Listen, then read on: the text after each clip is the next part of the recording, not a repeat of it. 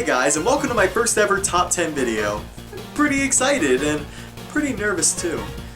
God, I hope they don't kill me. Anyway, me and my friend Jimmy are both doing top 10s for Pokemon. I'm doing my top 10 favorite Pokemon while he's doing his top 10 least favorite. So after this video's done, you can go ahead and check out what he has to say too. So it'll kind of be like a trade-off thing. But before we get things started, I'd like to put 2 ground rules so you guys don't kill me for my choices. Number 1, these choices are not based off of intense, intricate research or anything. It's literally just my personal experiences playing the game as a kid. So a lot of fan favorites that people usually expect from these kinds of lists will probably not be on it.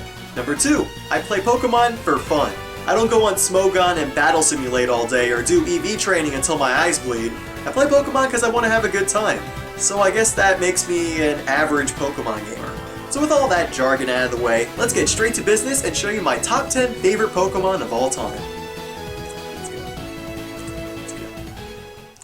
go. Number 10. Have you ever found a Pokemon in battle that just makes you want to go, "Aww, that's so cute. I mean, I don't want to hurt that thing." Well, the first Pokemon that did that for me was Growlithe. I mean, look at him, he's a cute little fire dog. And being that kid who didn't have a dog and eventually had to rely on Nintendogs for a pet, it was pretty darn cool owning one. He also helped the 50 million Officer Jennies in the anime, all his Pokedex entries say he's really loyal and protective, and heck, for an unevolved Pokemon, his stats are pretty well rounded. And Arcanine, oh, they don't call him the legendary Pokemon for nothing. His stats and speed are phenomenal for a fire type, but for the sake of pure cuteness, Growlithe takes my number 10 spot. Number 9.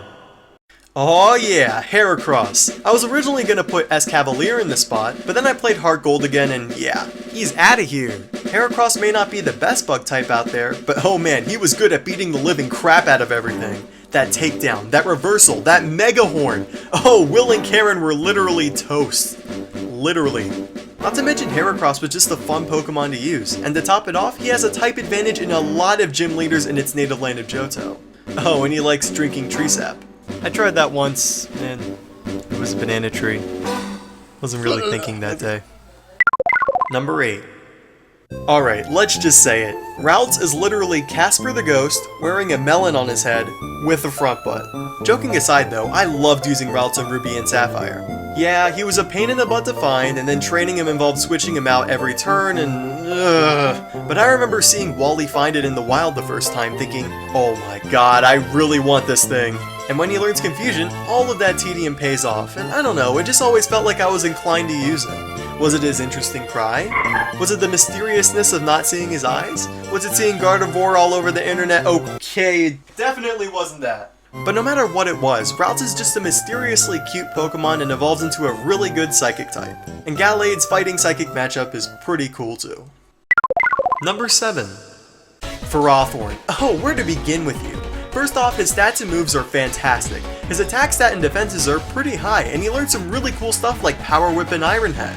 But now, let's think about this for a minute. It has 3 vines with metal spikes coming out of his head, where it will whack enemies with using Power Whip. Ouch! Ferrothorn may be slow as hell, but a Grass Steel type that actually gives you a fantastic moveset with both types is just awesome, and this dude will get you through the entire game. I mean, if you were a Pokemon, would you get even close to this thing? No? Didn't think so. Number 6. Now when you ask someone who your favorite starter is, you usually hear Empoleon, Swampert, Typhlosion. Well, it's time to do things a little differently here. My pick is Meganium. And what's funny is that this thing should be absolutely useless in Gold and Silver. It's weak against almost every single gym leader and Elite 4 member. And heck, you're going to need other main Pokemon to survive. But this thing is one defensive wall of a Pokemon. And to top it off, teaching its synthesis, this thing will refuse to die. Now for a starter Pokemon, Meganium may not be the best, but as a supplementary Pokemon, you cannot do much better than this dude. Being that Pokemon I always turn to in a pinch, Meganium is the ultimate bodyguard to have on your team. Number 5. Wailord. Freaking Wailord. If you've ever wanted a Pokemon that's just a straight up tank, this is the one you want. For starters, this is the biggest Pokemon in the whole game, measuring at a whopping 47 feet 7 inches. Second of all, it can submerge 10,000 feet with a single breath. I can't even jump in a pool without covering my nose. His HP stat is ridiculous too, being anywhere between 450 and 544 by level 100. The moveset it learns is fantastic, ranging from Hydro Pump to Water Spout. Not gonna lie, when I got Wailord, I made Swampert my HM slave so he could be my main water type.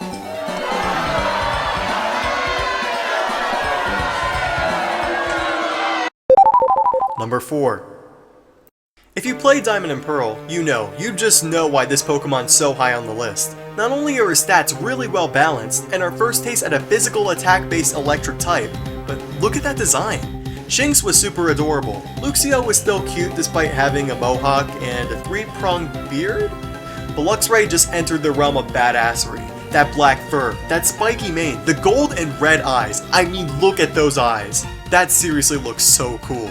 And to top it off, Luxray's Pokedex entry says that its eyes give him the ability to see through objects and walls. The only thing every guy wants. Can I get a high five for that? Can I get a high five? Can I? To sum it up, Luxray looks and plays really well. Something every player would want out of a Pokemon in general. Number 3. This Pokemon has one of the weakest attack and speed stats in the entire game. His true potential isn't met until Generation 4, but if used correctly, he can deal 481 million damage to an enemy. It's time to introduce to you, my friends, to the most badass, heavy-hitting Pokemon of our time, Shuckle. Oh, you weren't expecting that, were you? You see, while Shuckle has the weakest attack and speed in the game, he has the highest defense and special defense ever. And in Generation 4, a move was created called Power Trick, which reverses defense with attack. And if you manage to not get hit while you do this, you can destroy anything that you want. Not to mention, he can also learn Power Split and Guard Split, which averages out both the user and enemy's attack and defense stats respectively. So he's really just a fun dude to use. But I wouldn't suggest using him in a tournament or anything. He's more of a guy you just use for fun. And not being the competitive type myself, I'm totally fine with that. Oh, and it ferments berries into juice with his shell. There is no way in hell I would drink that. Number 2.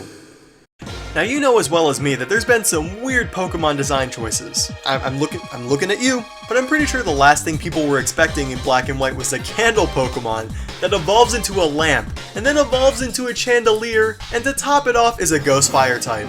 Genius. Genius! But that's not even why he's on this list. The absolute best thing about his final evolution, Chandelure, is its downright insane special attack stat. If you were hit by any kind of special move from this Pokemon, well, you can just say your prayers right now. It's gone. It's gone forever. Rip in peace. Speaking of death, Litwick, its basic form, was known to drain the souls out of the living. Lampen, its first evolution, is known to absorb the souls of dead people to fuel its fire. But Chandelure goes even further. Oh man, it burns up these souls and whatever's left of them afterward, and are forced to wander this world aimlessly forever. E for everyone, ladies and gentlemen. Number 1. So you guys are ready? You ready to hear my number 1 favorite Pokemon ever? Well, it starts with a C, H, A, Chauncey. Alright, so let's just make this 100% clear. Chauncey is my favorite Pokemon in the entire series. Why, you might ask? Well, let's go back to 1998 and figure things out from there. You're sitting by the couch watching Pokemon Saturday morning. You see Pokemon centers with Brock hitting on every nurse and their million identical sisters, but what Pokemon do you usually see in the background acting as a freaking nurse? Chauncey. So when the show's over, you go to your respective primary color version of the game, and what do you find in the Safari Zone? Chauncey. And what happens when it usually runs away from you like 100 times trying to chuck rocks at it? You get really pissed and keep trying. But when you actually catch it and put it in battle for the first time, you'll realize that it was all worth it. So what I'm trying to say is I really wanted a Chauncey after seeing it in the show, and when you actually learn how to use it, he will be your best friend in battle. His special defense and HP are both ridiculously high, Soft Boil will heal all your Pokemon without having to do the whole potion thing, and for its special attacks, it can learn the strongest TMs in the entire game. Not to mention it was just really darn cute, and its evolution had even more absurd stats. So that's why Chauncey holds a special place in my heart as number 1. Alright, well that concludes my top 10 favorite Pokemon of all time. So be sure to write in the comments what your top 10 Pokemon are, and just remember, if you respect my opinion, I'll respect yours. Please respect mine, and if not, you're all going down. Ow, I actually caught my ear. And don't forget to watch Jimmy's video of the top 10 least favorite Pokemon of all time. And if you've done that already and you're coming from his, well, pat yourself on the back and make a McMuffin or something. I don't know. Bye.